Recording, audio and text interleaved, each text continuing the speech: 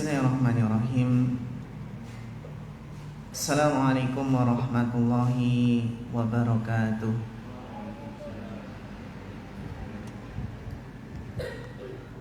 Innal hamdalillah nahmaduhu wa nasta'inuhu wa nastaghfiruh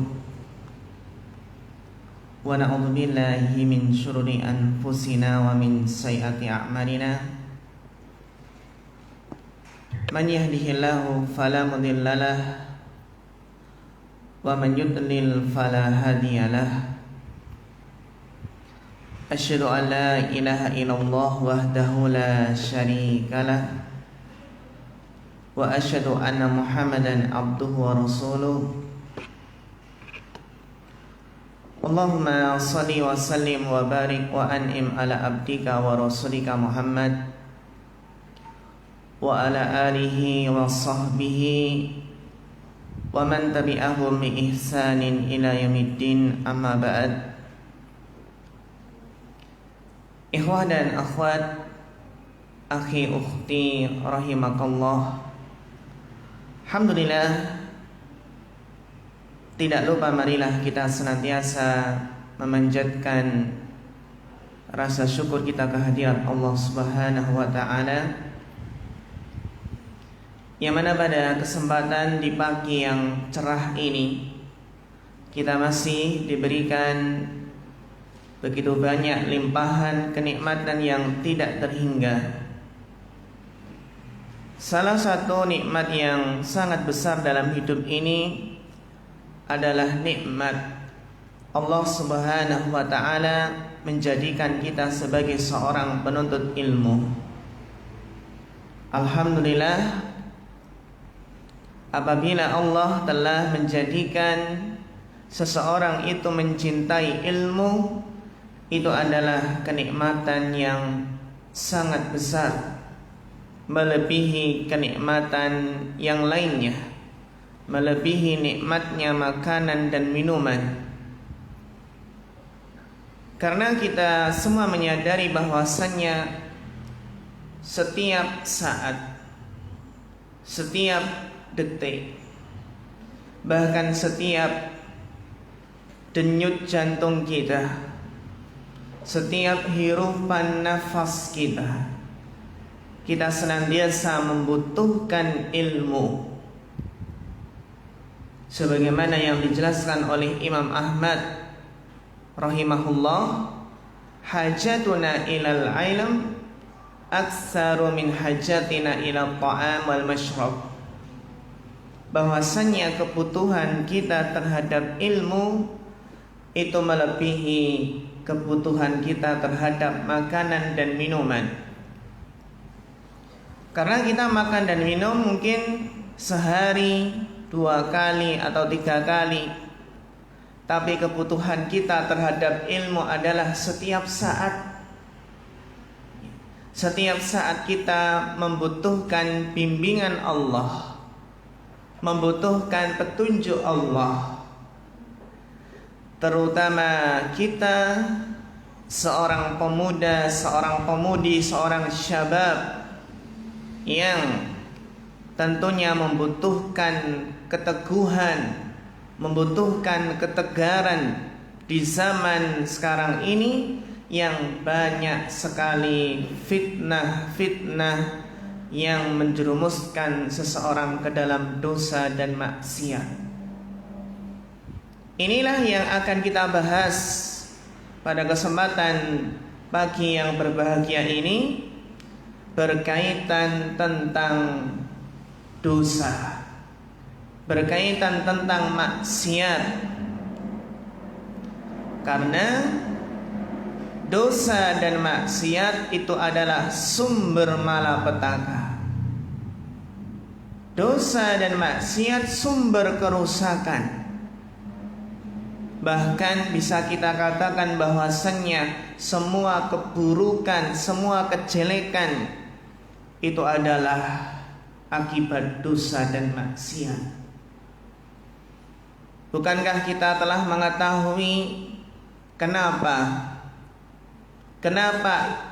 Adam alaihi salam diturunkan ke bumi, dikeluarkan dari surga, surga yang penuh dengan kenikmatan, yang tidak ada kesedihan, tidak ada kesengsaraan.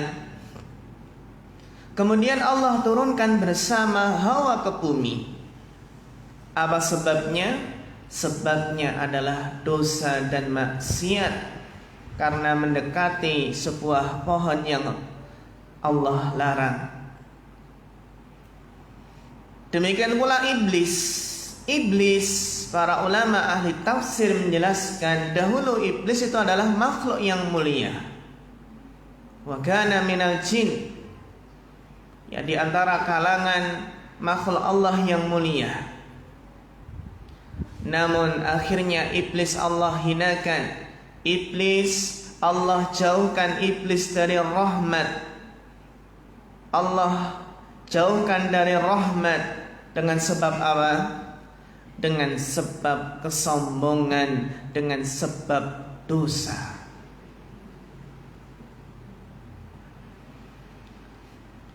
Demikian pula kita semua mengetahui bahwasannya apa yang terjadi pada Nabi dan Rasul zaman dahulu. Kaumnya Nabi Nuh Allah tenggelamkan. Kaumnya Nabi Hud, Nabi Saleh, Allah turunkan azab, siksa. Semua kaum para nabi yang menentang, yang berbuat dosa dan maksiat. Ada kaumnya Nabi Lut yang Allah balikkan kampung mereka, kemudian Allah turunkan, Allah hujani batu dari langit. Ini menunjukkan bahwasannya segala bentuk sumber keburukan, sumber kejelekan adalah karena dosa dan maksiat. Seseorang sengsara hidupnya kenapa? Karena dosa dan maksiat. Sehingga akan kita bahas pada kesempatan kali ini, bagaimana ketika kita dipaksa berbuat dosa. Bagaimana ketika kita diperintah untuk berbuat dosa. Dan bagaimana jika yang memerintah tersebut adalah orang tua. Bagaimana jika yang memerintah adalah mungkin guru kita, atasan kita, pemimpin kita. Bagaimana kita menyikapi ketika kita dipaksa berbuat dosa? Pernah nggak Mas mengalami diperintah berbuat dosa? Atau mungkin dipaksa? Pernah mengalami? Kira-kira ketika dipaksa berbuat dosa, kita lakukan nggak dosa tersebut? Ataukah kita lawan?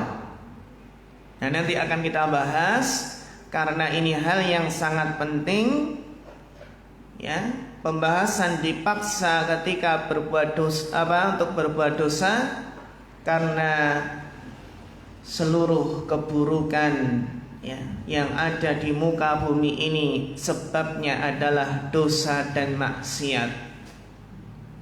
Sebagai contoh Mas, dampak yang paling buruk di antara dampak dosa dan maksiat adalah annadz-dzunub wal ma'asi tamna'u minal ilmin nafi'.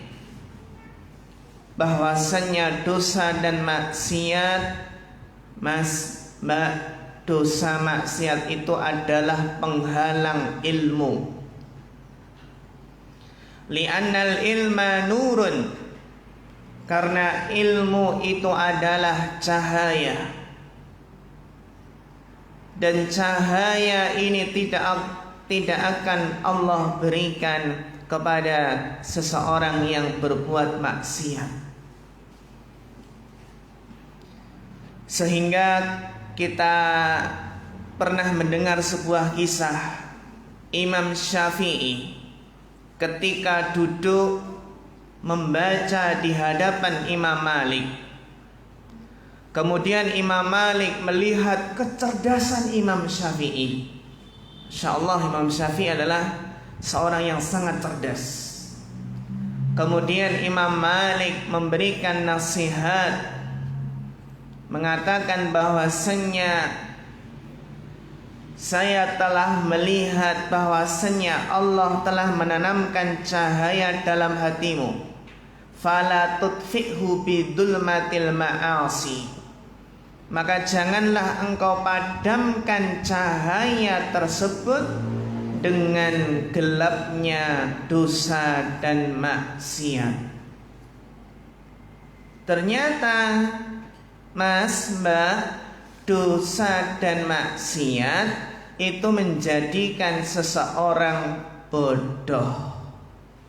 Yang awalnya cerdas, yang awalnya otaknya cemerlang, jenius, maka kecerdasan tersebut akan berkurang karena dosa dan maksiat.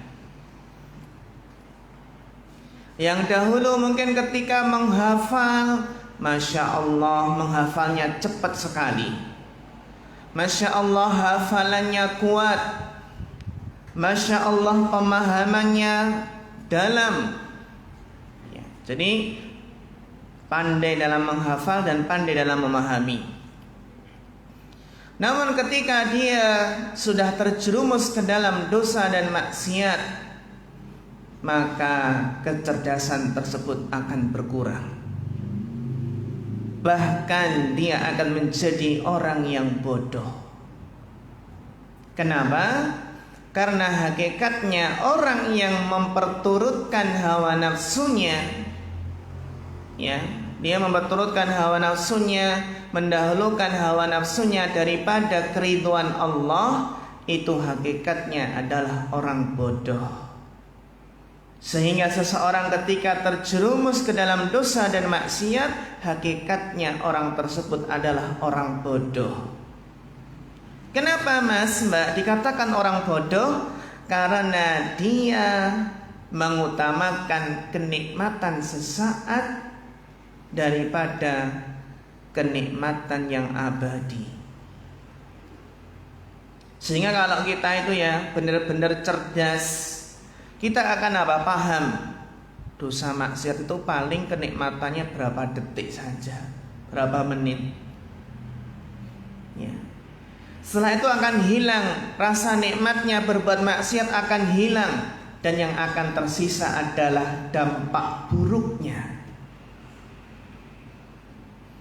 Sebagaimana kita ketahui, mungkin tetangga kita, saudara kita, ada yang apa? Ada yang tidak memperhatikan syariat Allah sehingga pergaulan bebas. Mungkin mereka mengatakan apa? Nikmatnya berpacaran, enggak nikmat. Akhirnya naudzubillah melakukan hal-hal yang diharamkan dalam agama. Bahkan menjadikan apa? Menjadikan hamil di luar nikah.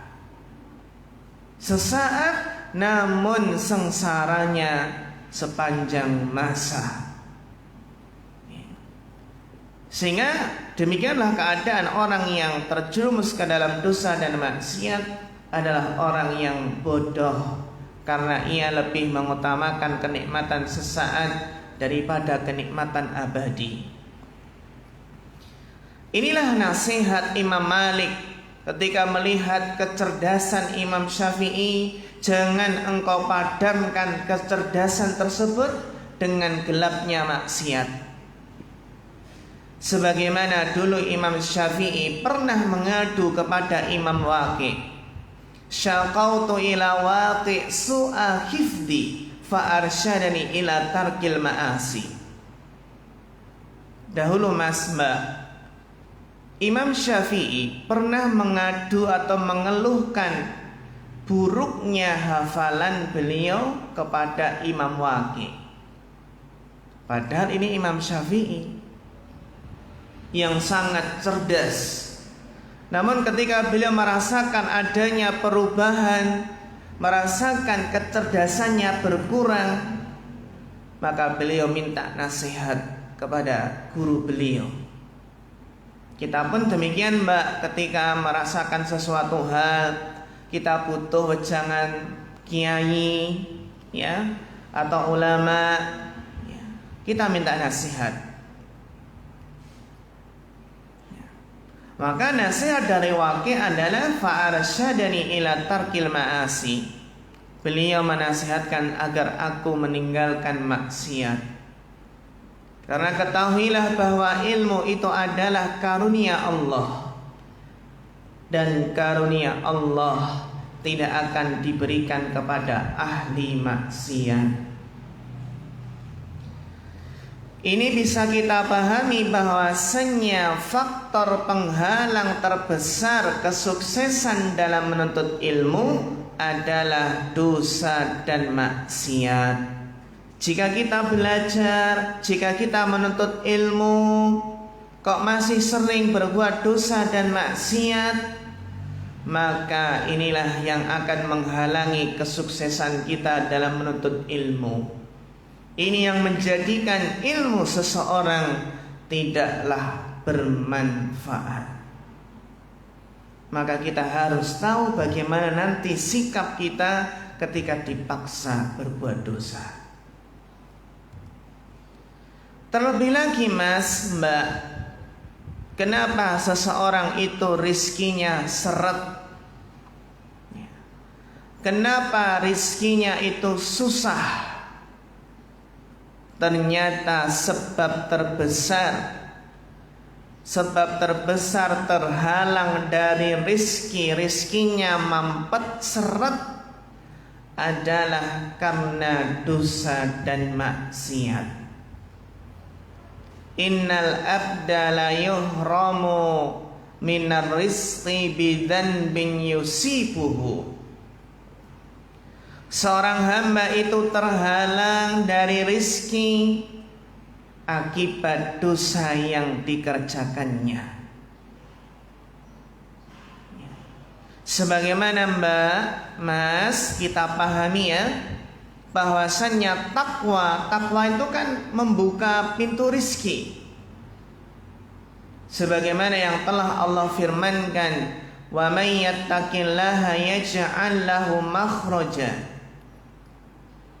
Barang siapa yang bertakwa kepada Allah, maka Allah akan memberikan kepadanya jalan keluar. Jadi orang bertakwa itu setiap ada kesulitan, kesusahan, Allah berikan jalan keluar. Wa yarzuqhu min haitsu la yahtasib. Dan Allah akan memberikan rizki dari arah yang tidak disangka-sangka. Jadi sebagaimana takwa itu kunci dilapangkan rizki, maka dosa dan maksiat adalah sebab terhalang dari rizki. Maka agar kita dilapangkan rizkinya, harus meninggalkan dosa dan maksiat. Jadi kita harus introspeksi diri, muhasabah, kenapa rizki kita kok seret, rizki kita susah. Karena sebabnya adalah dosa dan maksiat. Mungkin ada yang bertanya, Ustadz, itu ada orang setiap hari berbuat dosa, mau 5 dikerjakan. Mau 5 itu apa, Mas? Mau 5 apa? Ya ada membunuh, terus apa lagi? Mau 5 itu kan membunuh, terus minum-minuman, main judi, terus apa? Main wanita, berarti kan zina, mencuri. Mau 5, ya. Mau 5 itu bukan madep mantep mangan mehelu moroh tua, bukan itu ya. Ya. Mungkin ada yang bertanya, Ustaz itu ahli maksiat, tapi kenapa kok semakin kaya? Kita katakan itu adalah istidraj. Orang kaya padahal dia gemar berbuat maksiat, itu namanya adalah istidraj.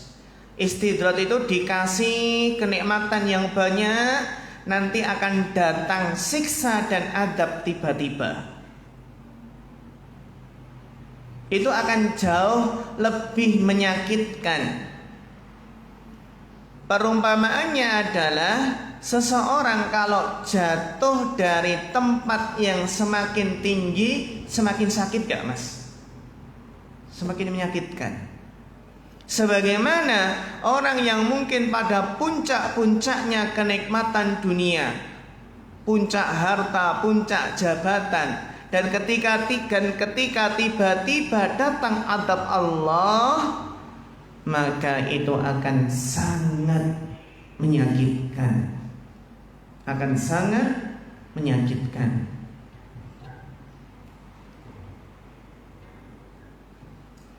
Jadi mas, mbak, agar rezeki kita lancar, maka harus meninggalkan dosa dan maksiat. Kalau ada yang memerintah berbuat dosa dan maksiat, jangan ditaati. Karena kita nggak ingin rezeki kita itu seret, ya. Kita ingin rezeki kita itu lancar. Terlebih lagi dosa dan maksiat yang berdampak bagi hati. Mas, mbak, kalau orang yang berbuat dosa maksiat, maka akan merasakan perasaan jauh dari Allah. Hati terasa gersang, gak bisa merasakan nikmatnya iman, gak bisa merasakan nikmatnya ibadah, nikmatnya sholat, nikmatnya bacaan Al-Quran. Orang yang gemar berbuat dosa dan maksiat, maka ibadahnya akan terasa hampa. Ibadahnya tidak bermakna. Dia nggak bisa merasakan kehusyukan dalam sholat, nggak bisa menikmati bacaan Al-Quran, menjadikan hatinya itu gersang jauh dari Allah. Sesuatu yang tidak mengenakan. Di antara siksaan yang sangat berat adalah ketika seseorang merasakan hatinya jauh dari Allah. Ya, kalau hati jauh dari Allah, maka hati akan gelisah. Sebaliknya, kalau hati ini dekat dengan Allah, maka hati akan tenang, hati akan tentram, hati akan bahagia. Sehingga hati yang jauh dari Allah, maka akan sengsara dan merana. Tidak hanya jauh dari Allah, bahkan akan ada perasaan jauh dari makhluk. Merasakan hati yang jauh, terutama jauh dari orang-orang yang soleh. Jadi pelaku dosa dan maksiat itu akan merasa ada jarak antara dirinya dengan orang-orang soleh. Perasaan gak mengenakan. Ketika perasaan hatinya ini jauh dari orang-orang soleh, akhirnya dia menjauhi orang-orang soleh. Tidak lagi duduk bersama orang soleh, sehingga gak bisa mengambil manfaat dari orang soleh. Dan perasaan jauh, perasaan terasing ini akan semakin menguat. Akhirnya ia merasa hatinya jauh dengan istrinya. Sebagaimana perkataan ulama salaf, sebagian ulama salaf mengatakan, saya pernah berbuat dosa dan saya melihat dampak dosa tersebut pada perilaku istri dan hewan tunggangan saya. Setelah berbuat dosa dan maksiat, ternyata akhlak istrinya jadi buruk, atau mungkin kendaraan tunggangannya jadi buruk juga, susah diatur. Jadi perasaan jauh keterasingan ini sampai menimpa anak istrinya, bahkan kerabatnya. Ia merasakan kesendirian, kehampaan. Bahkan terkadang pelaku dosa dan maksiat menjadikan dia membenci diri sendiri. Jadi Mas, betapa enggak mengenakannya ya hati orang yang gemar berbuat dosa dan maksiat.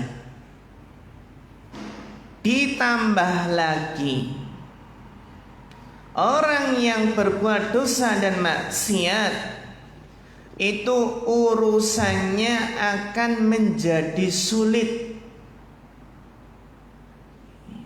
Ketika hendak menyelesaikan urusannya kok terasa susah banget Ustadz. Kok setiap saya mau menyelesaikan masalah saya kok yang kita dapati kok jalan buntu terus. Kok nggak ada solusinya Ustadz?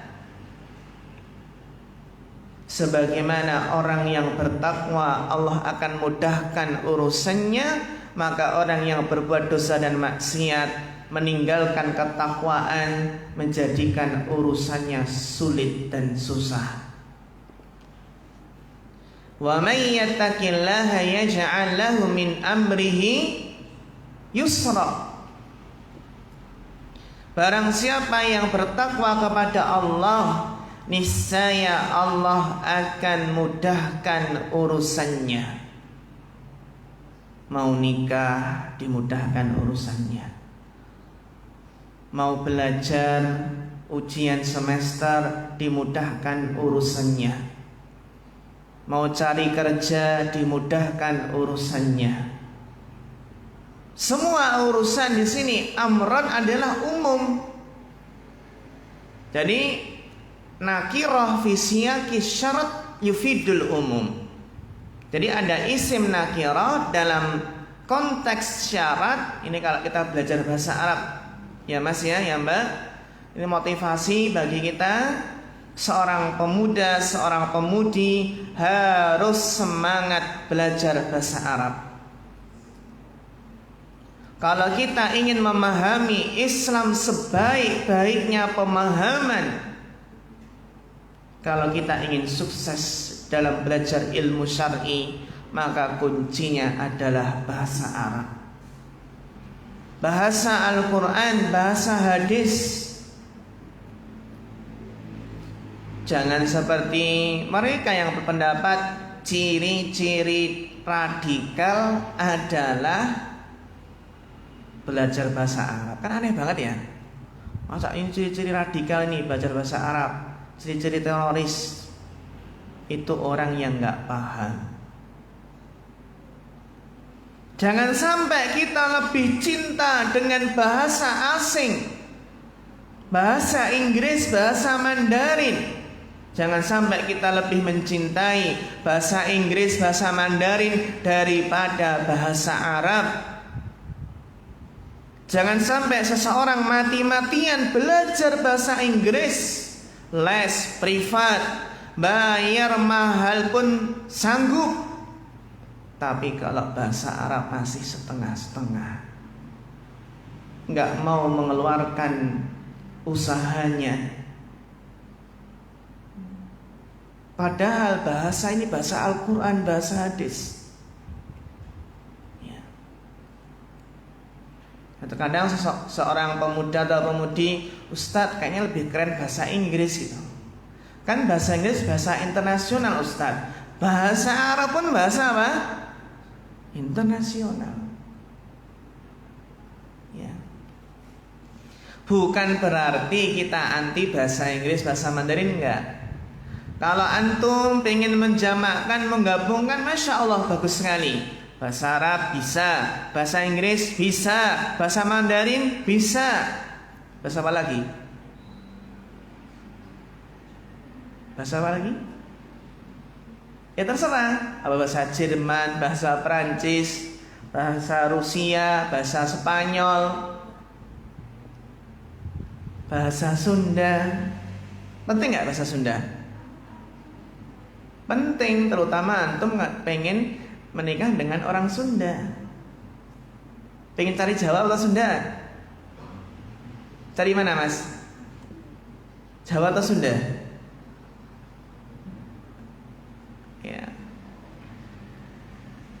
Manapun ya, dari suku manapun baik, yang penting agama dan akhlaknya baik.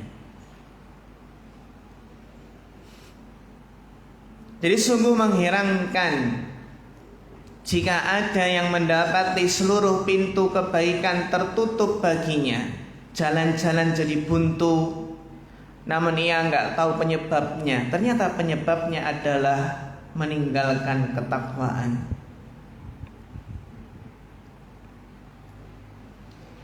Terlebih lagi sebab ataupun dampak dosa dan maksiat adalah kegelapan. Dulmatun, adzunub sababud dulmah. Jadi dosa itu adalah sebab kegelapan hati, kegelapan jiwa, yang akan semakin pekat kegelapan ini, bahkan lebih pekat dari malam hari.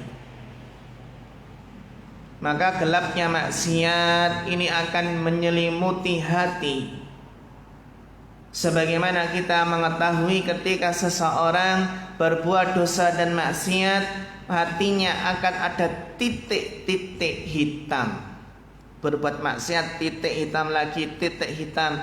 Sampai kalau nggak bertobat, maka apa? Titik hitam ini akan memenuhi hati, sehingga menjadikan hatinya mati, hatinya terbalik. Kalau hati sudah terbalik, ibaratnya adalah seperti gelas yang terbalik. Kita tahu mas, mbak, gelas terbalik diisi air bisa nggak? Nggak bisa. Orang yang hatinya sudah mati, maka susah untuk menerima nasihat. Ibarat gelas yang terbalik, nggak bisa diisi air. Hatinya sudah keras membatu. Jadi at-ta'atu nurun, ketaatan adalah cahaya, sedangkan maksiat adalah kegelapan. Nggak hanya gelap hatinya mbak mas, bahkan akan menghitamkan wajah. Jadi meskipun wajahnya putih, akan terlihat hitam. Jadi orang-orang yang bertakwa, orang soleh itu bisa melihat, oh ini wajah-wajah pendosa, karena memiliki firasat, ya, bisa merasakan ini wajahnya orang yang taat. Jadi menghitamnya wajah ini bukan kulitnya, tapi apa? Pancaran cahaya, pancaran ketaatan, pancaran keimanan ini sudah redup. Ya. Belum lagi mas, mbak, dosa maksiat itu bisa melemahkan hati dan melemahkan tubuh. Kalau hatinya jadi lemah, itu nyata. Bahkan apa? Bahkan akan melemahkan tubuh. Jadi gampang apa ya? Tubuhnya lemah. Karena memang inti kekuatan tubuh adalah terletak dalam hati. Jika hatinya lemah, maka otomatis tubuhnya akan lemah. Ringkih. Tahu ringkih nggak mas? Tahu ya? ringkih, tubuhnya lemah. Sebagaimana ketaatan itu menjadikan seorang itu kuat tubuhnya. Terlebih lagi, ternyata dosa dan maksiat itu bisa menghalangi seseorang dari ketaatan. Kalaupun dosa tidak berakibat siksa, namun ternyata dosa itu menghalangi ketaatan. Sebagaimana kita pahami bersama bahwasanya bahwasanya seseorang itu tidak bisa sholat malam karena sebabnya adalah dosa dan maksiat. Sebagaimana Imam Sufyan Ats-Tsauri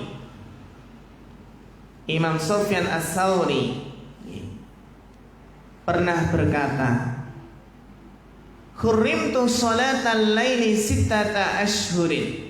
Saya pernah terhalang tidak bisa sholat malam selama 6 bulan. Padahal Imam Sufyan Ats-Tsauri itu adalah sebelumnya itu rajin tahajud, rajin sholat malam. Namun dia merasakan, saya terhalang gak bisa sholat malam selama 6 bulan.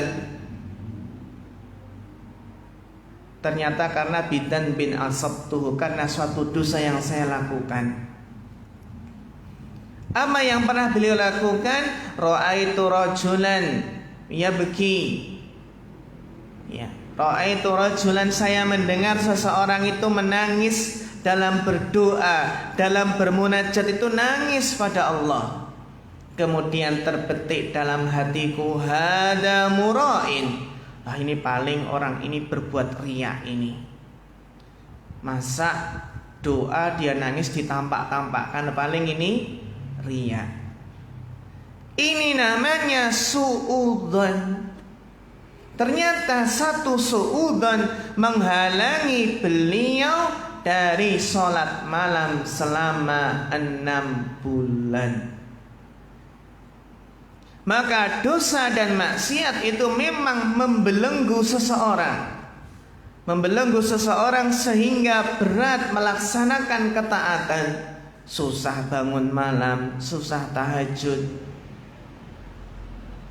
berat membaca Al-Quran.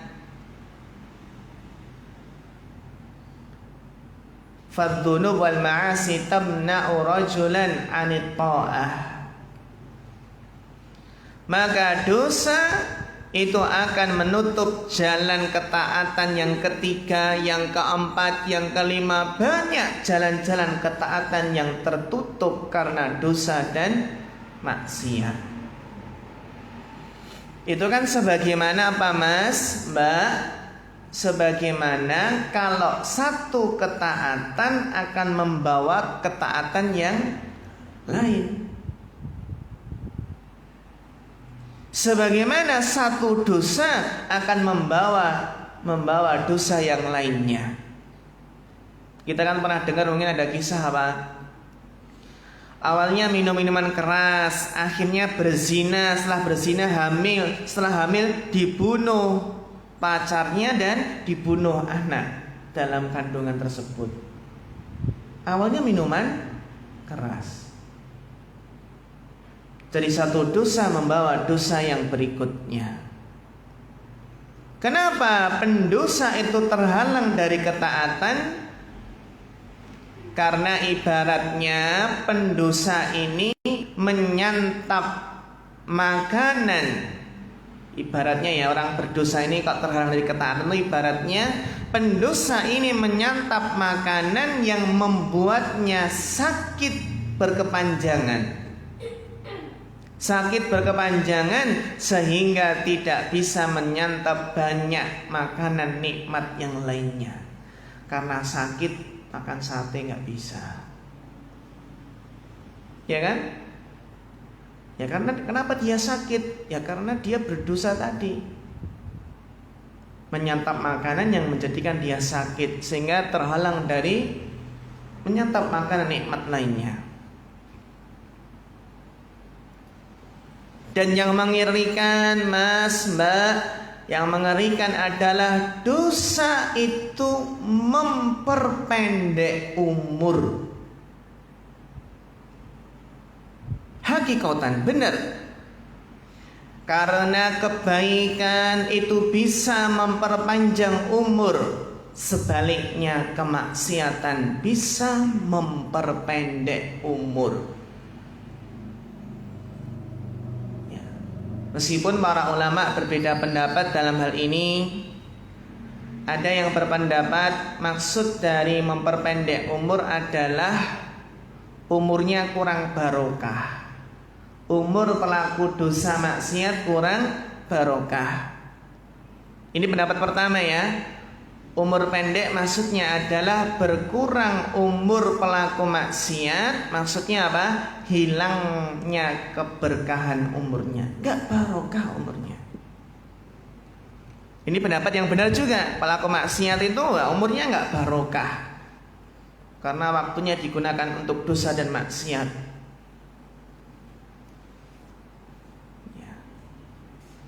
Dan sebagian ulama berpendapat bahwa memang umurnya akan benar-benar berkurang, sebagaimana rizkinya akan benar-benar berkurang.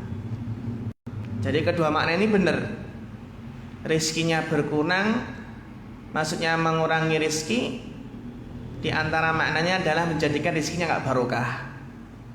Dan makna yang lainnya adalah benar-benar rizkinya berkurang. Sebagaimana dosa memperpendek umur, maksudnya adalah menjadikan umurnya tidak barokah, bahkan benar-benar umurnya pendek. Memperpendek umur. Ini biasanya orang yang anak durhaka. Biasanya anak durhaka itu umurnya gak panjang. Kayak dulu ada tetangga itu durhaka kepada orang tuanya. Kalau minta uang untuk minuman keras gak dikasih itu ya. Akhirnya apa? Akhirnya dia mungkin marah, dapat doa buruk dari ibunya, dia akhirnya meninggal kecelakaan. Masih tetangga lagi. Tetangga ini juga durhaka. Bahkan dulu itu pernah ingin menggorok leher orang tua sendiri. Pakai apa itu namanya? Pakai sabit. Tetangga. Bahkan ingin membunuh orang tua sendiri. Dan ketika dia sudah menikah, dia lupa dengan orang tuanya. Sibuk dengan mengurus istri dan anaknya. Intinya sangat durhaka dengan orang tuanya, gak menghargai. Pada suatu saat dia minum minuman keras, dan di waktu maghrib ngebut, terus ada jeglongan, gak pakai helm. Ya sudah, akhirnya dalam keadaan kencang, sudah dia terjatuh. Sininya dulu yang kena aspal, sampai matanya naudzubillah mau keluar dan berdarah. Ketika ibunya dengar apa yang terjadi, ibunya terlihat sama sekali gak bersedih. Bahkan ketika anaknya itu baru jenazahnya datang, ibunya sempat ngobrol biasa dengan tetangga, bahkan sempat guyon tertawa dengan tetangga. Padahal anaknya meninggal ya, karena memang mungkin anak durhaka. Bahkan dia sampai khawatir kan, aduh ayam saya nanti nggak ada yang ngasih makan gitu ya. Sampai kepikiran ayamnya itu, padahal anaknya baru meninggal itu. Jadi memang dosa dan maksiat itu bisa memperpendek umur seseorang.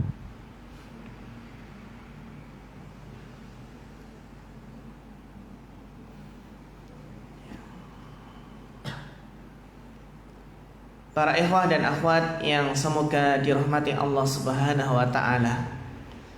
Setelah kita mengetahui dampak dosa dan maksiat, maka berikutnya adalah bagaimana sikap kita ketika diperintah untuk berbuat dosa dan maksiat.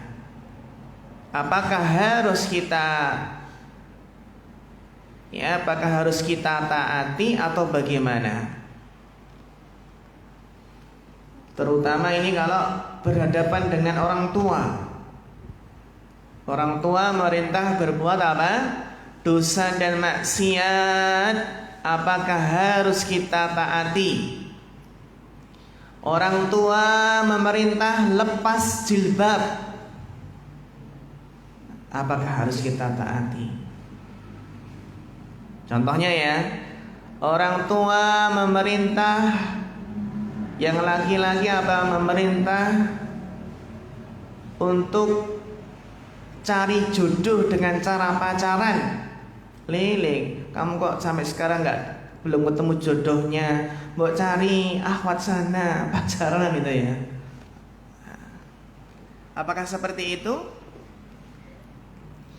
Maka kaedahnya adalah apa kaedahnya? Innamat ta'atu fil ma'ruf. Sesungguhnya ketaatan itu hanya dalam perkara yang ma'ruf. La ta'ata fi maksiyah. Tidak ada ketaatan dalam maksiat. Innamat ta'atu fil ma'ruf. Inilah sabda Nabi SAW dalam hadis riwayat Bukhari dan Muslim. La ta'ata fi maksiatin. Tidak ada ketaatan dalam maksiat meskipun yang menyuruh orang tua kita. Innamat ta'atu fil ma'ruf. Karena ketaatan itu hanya dalam perkara yang ma'ruf, perkara yang baik.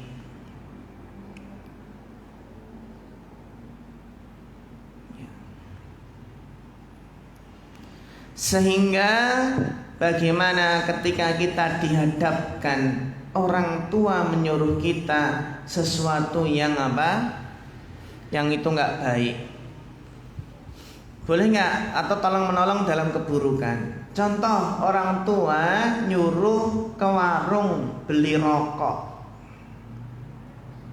boleh nggak mas kita belikan? Boleh nggak? Nggak boleh ya. Wala ta'awanu 'alal ismi wal udwan. Dan janganlah tolong menolong dalam perbuatan dosa dan permusuhan. Jadi kita ketahui memang mentaati orang tua itu kewajiban anak. Namun harus diperhatikan bertentangan dengan perintah Allah dan Rasulnya tidak. Contohnya orang tua nyuruh untuk meninggalkan sholat. Dulu mbak, ada sebuah kisah mbak, yang ini jadi renungan kita bersama. Ada seorang akhwat, pada hari tersebut sedang melangsungkan akad nikah, resepsi pernikahan. Dan ketika akhwat tersebut sudah dirias sehingga menjadi seorang wanita yang sangat cantik jelita, dan pada saat itu terdengarlah suara azan, dan akhwat tersebut minta izin kepada ibunya untuk mengambil air wudhu. Seketika ibunya marah. Nah, kalau kamu wudhu nanti bagaimana make upmu bisa luntur? Nanti bagaimana dengan tamu-tamu yang datang ini, nanti make upmu bisa luntur. Namun ternyata akhwat tersebut lebih mencintai Allah dan Rasulnya. Ketika akhwat tersebut dilarang wudhu, dilarang sholat padahal sudah masuk waktunya, ternyata akhwat tersebut tetap mengambil air wudhu. Karena kecantikan itu adalah terletak dalam ketaatan, bukan make up. Nah mbak kalau di hadapan seperti itu bagaimana mbak? Mau sholat, mau wudhu, ibu larang. Jangan dok, sebentar lagi nih tamu-tamu mau datang, nanti make upmu luntur. Ternyata akhwat tersebut tetap mendahulukan kecintaan kepada Allah. Akhirnya ambil air wudhu dan sholat dengan sangat khusyuknya. Tahukah teman-teman, ternyata itu adalah sholat yang terakhir. Ternyata sholat tersebut sholat terakhir. Setelah sholat, akhwat tersebut tidak bangun lagi. Ternyata malam pertamanya bukanlah malam pertama dengan suaminya, tapi malam pertamanya adalah malam keindahan di alam kubur sana. Gak bisa kita bayangkan ya. Ternyata akhwat tersebut meninggal dalam keadaan apa?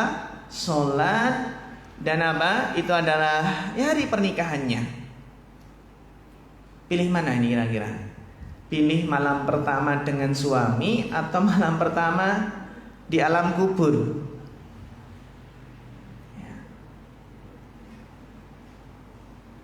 Nah nanti gini Mas, ini memang seperti itu. Nanti bagaimana sikap kita ketika dihadapkan ada atasan atau orang tua memerintah berbuat dosa maksiat, bagaimana sikap kita? Kita kira teguh nggak pendirian kita? Sehingga sabda Nabi Sallallahu Alaihi Wasallam,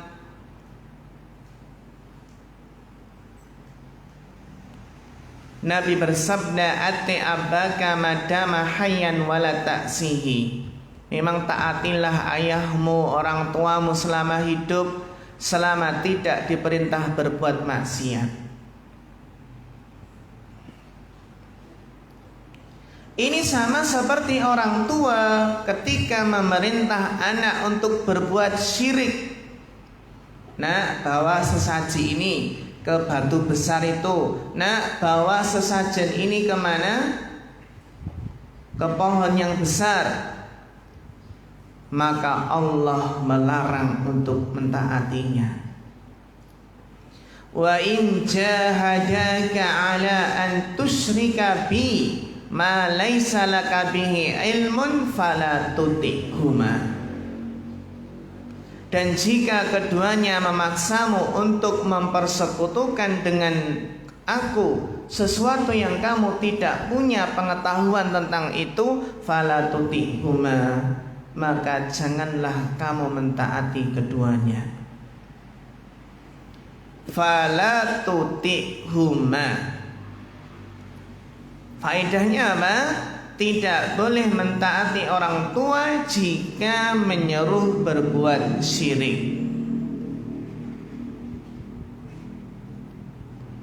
Fala tuti'huma, jangan kamu taati. Dan fala tuti'huma ini adalah ungkapan yang lembut, yang mudah diterima jiwa. Maksudnya adalah jangan kamu taati orang tua, tapi tetap berbaktilah kepada keduanya. Tetap berbuat baiklah kepada orang tua meskipun musyrik. Sehingga andai kata orang tua musyrik, seorang anak tetap diwajibkan berbakti, berbuat baik kepada keduanya. Sebagaimana firman Allah, wa sahibhuma fid dunya ma'rufa, dan pergaulilah keduanya, pergaulilah kedua orang tua di dunia ini dengan baik.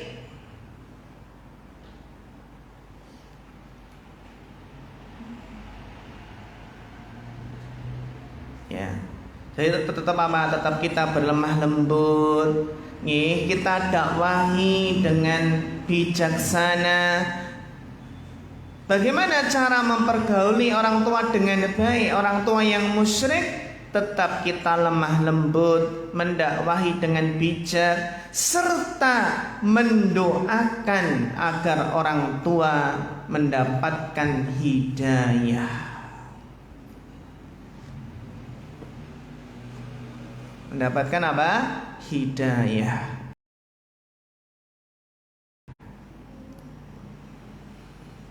Ini kalau diperintah berbuat dosa ya. Jadi la ta'ata li makhluqin fi maksiatil khaliq. Tidak boleh mentaati makhluk siapapun juga. Tidak boleh mentaati makhluk siapapun juga jika bermaksiat kepada Khaliq, kepada Allah. Lalu Mas, Mbak, bagaimana jika perintah berbuat dosa ini sampai ke derajat memaksa? Kalau enggak, ayo lakukan. Kalau enggak dilakukan kamu tak bunuh. Wah, ini namanya apa? Memaksa. Kalau dipaksa dan kita harus ya, kalau kita dipaksa, kalau nggak melakukan kita dibunuh contohnya, maka kita tidak berdosa. Sebagaimana Syekh Sa'di pernah mengatakan dalam kaidah fikih beliau, wal khata'u wal ikrahu wa nisyanu asqatahu ma'budunar rahman. Tidak sengaja, dipaksa atau lupa, maka Allah sesembahan kita yang maha pengasih menggugurkan dosanya. Jadi tidak berdosa itu ketika apa? Tidak sengaja. Namanya nggak sengaja ya. Tidak berdosa jika dipaksa, terpaksa. Dan tidak berdosa ketika apa? Lupa. Ketika apa? Lupa. Dan bentuk memaksa harus kita pahami bagaimana bentuk paksaan ini. Dipaksa berarti membawa orang lain pada sesuatu yang dia tidak harapkan, tidak inginkan. Yang pertama, memaksa yang membuat tidak ada pilihan sama sekali. Seperti orang yang akan dilempar dari ketinggian. Kalau kamu nggak berbuat dosa, kamu tak lempar dari ketinggian. Ini namanya pemaksaan ikrah mulji. Jadi paksaan yang tidak ada pilihan. Mau nggak mau. Kalau nggak kita lakukan, kita yang mati gitu ya. Yang kedua, memaksa yang tetap masih ada pilihan. Seperti orang ditakut-takuti untuk dibunuh, dipotong anggota tubuhnya, dipenjara, dipukul. Bentuk pemaksaan ini dinamakan ikrah ghairu mulji. Tapi masih ada pilihan ya. Karena cuma baru ditakut-takuti. Takut-takuti, dipenjara, dipukul. Nah, kapan dikatakan itu terpaksa atau dipaksa yang menjadikan kita nggak berdosa kalau melakukannya? Ini harus kita pahami. Jangan sampai seseorang, kok kamu berbuat dosa kenapa? Terpaksa Ustaz. Apakah benar-benar ini dipaksa? Nah, syarat suatu perbuatan dikatakan dipaksa adalah orang yang memaksa mampu untuk mewujudkan apa yang ia ancam. Jadi yang memaksa tadi apa? Mampu mewujudkan yang ia ancam. Contoh, anak kecil memaksa, Mas, ayo Mas, kamu minum minuman keras Mas. Nanti kalau nggak minum minuman keras kamu tak bunuh. Padahal anak kecil yang mengancam.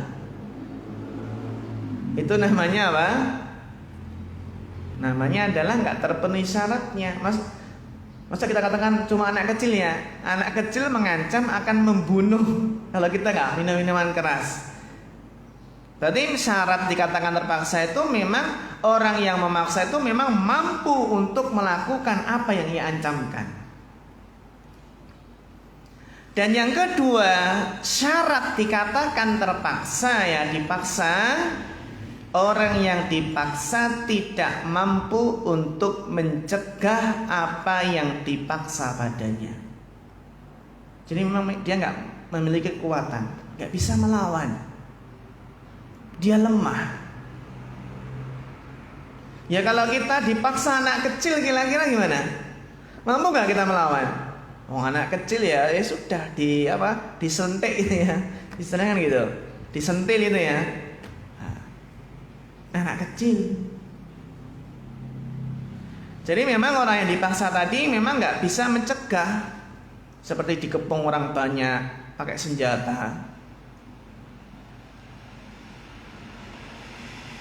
Dan orang yang dipaksa punya sangkaan, punya dugaan kuat kalau yang memaksa bisa mewujudkan apa yang ia ancam. Jadi yang dipaksa itu paham ini apa? Ini orang ini bisa mewujudkan apa yang ia ancam. Dan yang berikutnya, yang diancamkan itu akan segera dilaksanakan, bukan sesuatu yang tertunda. Dalilnya adalah innallaha tajawaza li an ummati, bahwasannya Rasulullah SAW bersabda, sesungguhnya Allah memaafkan umatku ketika al-khata, ketika tidak sengaja, wan nisyan, lupa, wa mastukrihu alaihi, dan ketika dipaksa. Ini menunjukkan betapa luasnya rahmat Allah. Allah memaafkan hamba ketika keliru, lupa atau dipaksa. Ya. Jadi Masya Allah syariat itu sangatlah mudah. Ya. Sehingga bagaimana ketika seseorang dipaksa untuk mengucapkan kata-kata kufur. Nah, kamu kalau nggak mengatakan kata-kata kufur, nanti kamu saya bunuh. Atau seseorang dipaksa murtad, kalau nggak murtad akan dibunuh. Maka apa? Maka jawabannya adalah firman Allah, man kafara billahi min ba'di imanihi illa man ukriha wa qalbuhu mutmainnun bil iman. Barang siapa yang kafir kepada Allah sesudah dia beriman, dia mendapatkan kemukaan Allah, kecuali orang yang dipaksa kafir padahal hatinya tetap tenang dalam keimanan. Ya. Jadi apa? Dahulu orang-orang musyrik itu pernah menyiksa Ammar bin Yasir, ya, yang tidak dilepas sampai Ammar itu mencela Nabi, dan sampai Ammar menyanjung kebaikan sesembahan orang musyrik. Lalu setelah itu dilepas. Ketika Ammar mendatangi Rasulullah SAW, maka apa? Maka Nabi menjelaskan bahwasannya yang penting hatimu tetap tenang dalam keimanan. Jadi nggak apa-apa, hukumnya apa? Nggak mengapa mengucapkan kata-kata kekufuran, yang penting hatinya tetap beriman. Kenapa? Karena dipaksa. Kalau nggak gitu kan nanti apa? Disiksa. Jadi kalau benar memang itu adalah paksaan, benar-benar bahaya besar ya, dipaksa, dibunuh, dipotong, kemudian dipukul, membahayakan jiwanya, membahayakan anggota tubuhnya, maka apa? Maka itu adalah paksaan yang kita boleh melakukannya. Yang penting hati kita tetap tenang dengan keimanan, dan enggak berdosa jika kita memenuhi paksaan tersebut karena terpaksa. Wallahu ta'ala alam. Silahkan teman-teman yang ada pertanyaan bisa langsung, dan mbak-mbak, para akhwat, jika ada pertanyaan juga bisa ditulis dan nanti disampaikan ke depan ya. Bisa disampaikan ke depan lewat celah-celah tabir itu bisa. Iya, kita persilahkan. Ini ada pertanyaan yang sudah masuk. Bismillah, afan Ustadz, mau tanya, tolong jelaskan tentang hadis al-imanu yazidu wa yanqus. Jazakallahu khairan atas jawabannya. Naam, al-imanu yazidu wa yanqus. Iman itu bertambah dan berkurang.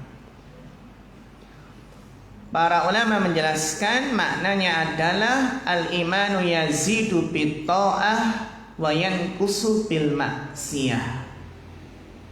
Jadi keimanan itu bertambah dengan ketaatan dan berkurang karena maksiat. Jadi kalau kita ingin menambah, menguatkan keimanan kita, maka kita harus semangat berbuat ketaatan. Ketaatan itu akan mengkokohkan keimanan. Sebaliknya maksiat, dosa itu melemahkan iman, terus melemahkan iman sehingga sangat lemah sekali. Sehingga tugas kita, bagaimana kita memperbaiki keimanan, meningkatkan keimanan dengan semangat melakukan ketaatan. Dan kita jaga iman kita dengan menjauhi perbuatan dosa dan maksiat.